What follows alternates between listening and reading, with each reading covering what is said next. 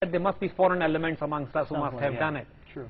So these signs make us very, very suspicious of what is happening in Swat. Swat Valley has, the problem is nothing, if you look at their demand. Are you suspicious that Swat, what's happening there? I mean, Swat is our link to our northern part of the country, which is adjacent, joining China.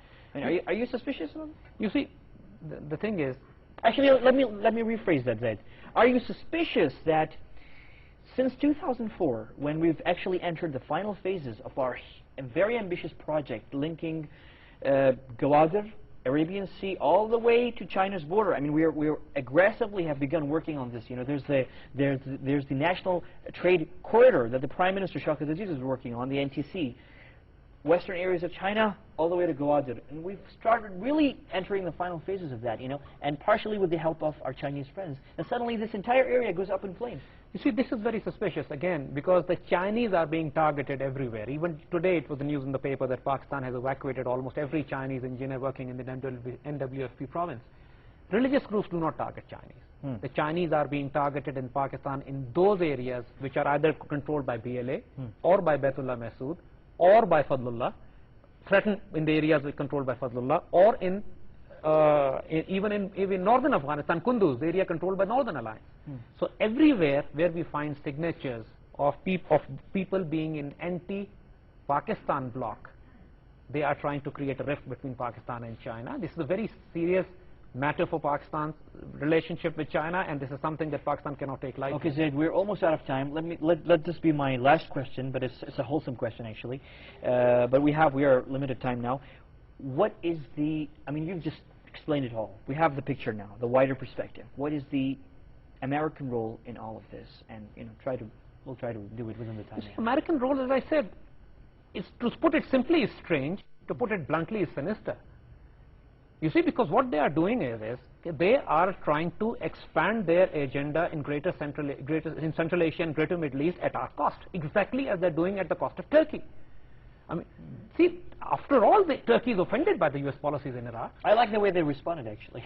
and Americans, whatever their agenda in Central Asia is, which is against Iran, which is against Central Asia, which is against China, but for reasons best known to them, if they want to extend Afghanistan to our Indus border and talk about creation of Pashtunistan, then what they are doing is a hostile act of war against Pakistan. That's not something. And again, I remember here the statement by the former president of Pakistan, Ayub Khan. He says, to being enemy of United States is dangerous, but to be their friends is fatal. Okay, so I guess this is something that we Pakistanis should now reconsider. Be careful about it. And I hope, of course, I'm sure that people concerned are watching. And there you go. I mean, this gives you the answer to, you know, the $10 billion that the American media keeps repeating, you know, that they've given us over the past 5 years. In return for that, this is the kind of mess that we in Pakistan, in this region, we find ourselves in. You know, it's part of being part of the whole American strategy, the war on terror. That's the price. That's the kind of price that we have to pay. I'm sure this is a subject that we're going to continue discussing, and I'm confident my viewers will be seeing more of you also in the future. My last statement would be, I think it is time that we should very seriously consider our Afghan policy. It's time we do that. Yeah, you mentioned that before, I think once before. And as a matter of fact, we'll discuss this as well also in the future. Now, you have to stay put because we'll come, of course, in the next segment, and we'll continue this discussion in this edition where we're trying to focus, of course, on our relationship with the United States in the background, of course, of the American response to the imposition of emergency powers. Thank you, Zaid, again for joining us. Thank you. Okay.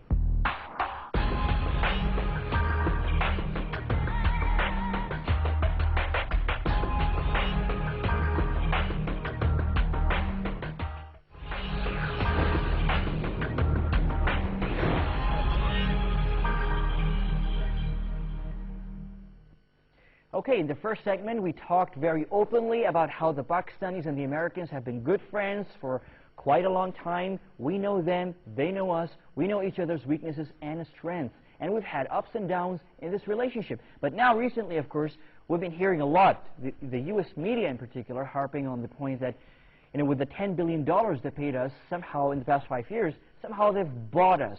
And what they forget to mention is that we, in Pakistan, in exchange for that, have given the Americans the biggest footprint they could have never imagined in the energy-rich Central Asia. You know, that's the other side of the coin, the other side of the sentence that they never complete when they mention the $10 billion. Anyway, in this segment, we're going to talk, of course, about the official, you know, positions that we're hearing both from Islamabad and Washington on the latest, on the pressures that we've been hearing about after the imposition of emergency in Pakistan. And I'm joined here in the studio by Senator Tariq Azim, the State Minister for Information and Broadcasting. Mr. Senator, thank you very much for joining us. I know you're very busy, and I had a hard time just pulling you in this studio, but thanks a lot for joining us. My first question, the announcement of the date that the elections would be held by the President would be held before 15 Feb. It's surprising that immediately after the telephone call from President Bush, this announcement comes forth. It's a clear impression, and I will be lying to you if I say otherwise. The impression is very clear. The President announced this under direct pressure from President Bush, from the American President. What's the truth? Very frankly. Before I come on to that, let me just say, in your intro you said $10 billion. You see, there is no free lunch. Nobody gives away $10 billion for nothing. We should always expect there must be some demand somewhere. So when somebody gives you $10 billion, doesn't matter how much they love you, you know, they should expect some quid pro quo. So when they're asking things, you know, I suppose, you know, that we should have expected this. Now, coming to your thing that President Bush makes a telephone call, and then somehow we call a National Security Council meeting, and then President decides what he's going to do. That is not the fact. The fact of the matter is there is a pure coincidence. National Security Council meeting is a very important meeting. We have got all the chief ministers, all the governors, the speaker, the chairman of the Senate, the prime minister, everybody attends that meeting. Now, in order to get them together, you need a lot of forward planning. When these people will be free, when these dates are going to be available. So that meeting was planned long ago. So it wasn't the case that President Bush calls and immediately a meeting is called and you announce a date. That wasn't the case.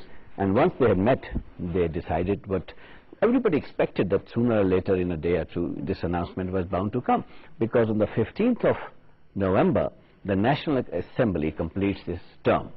So obviously we were not going to leave it after the 15th of November. It had to come now. Mr. Senator, you make a very strong argument when you say that the meeting of the National Security Council involves a lot of logistics, of course, all these important people coming, naturally the protocol and all. It couldn't have happened just simply on a call. I can see that to you. But I have another example. Just a couple of days back, the ambassador of the United States of America here to Pakistan, Madam Ann Patterson, visits the office of the Election Commission of Pakistan, meets the election commissioner, and she comes out. And it's not just me. Everybody noticed when she came out, she did not make a statement, which is the usual thing. No. She made what appeared to be like an order. She said, you know, she expects the Election Commission of Pakistan to announce a date as soon as possible. In addition to that, of course, she also said we're putting pressure on the President, or President Musharraf, to get out of his uniform. So it just appears that there's, you know, I mean, I don't know, it's just very strange. I don't think even with the kind of closeness we've had with the Americans, we've ever had a U.S. ambassador in Islamabad coming out and talking with such confidence about such a domestic, purely internal matter of ours. I must be very honest with you, I did not actually see her make those statements. But what you say, if that is the case, I think perhaps these were things way over the limit for a diplomatic person to make that kind of remarks, if she did that. Because you see, the diplomatic norms are such that first of all you do not interfere a lot with your host country's internal issues. You may talk about the same issues but do it behind closed doors, so to speak.